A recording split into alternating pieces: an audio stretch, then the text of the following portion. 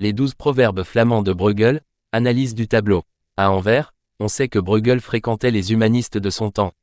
En illustrant des proverbes, le peintre montre son intérêt pour un aspect de la tradition orale flamande qui constitue alors un sujet de curiosité. Les 12 proverbes mis en image ici seront insérés dans une grande composition que Bruegel réalisera l'année suivante. Chaque proverbe est représenté dans une forme circulaire et accompagné d'une légende. Il n'existe aucune relation d'ordre plastique entre ces différents éléments, si ce n'est le fond rouge.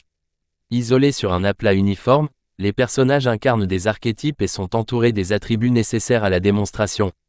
Celui qui boit sans s'arrêter court à sa ruine. L'opportuniste retourne son manteau selon le vent. La femme portant le feu dans une main et l'eau dans l'autre sème la discorde. Le quatrième tombe par excès de bombance. Le cinquième est pris d'un remords tardif. Le sixième jette des roses au cochon. Le lâche attache une clochette au chat, l'uniforme enhardi. Le huitième est déchiré par l'envie.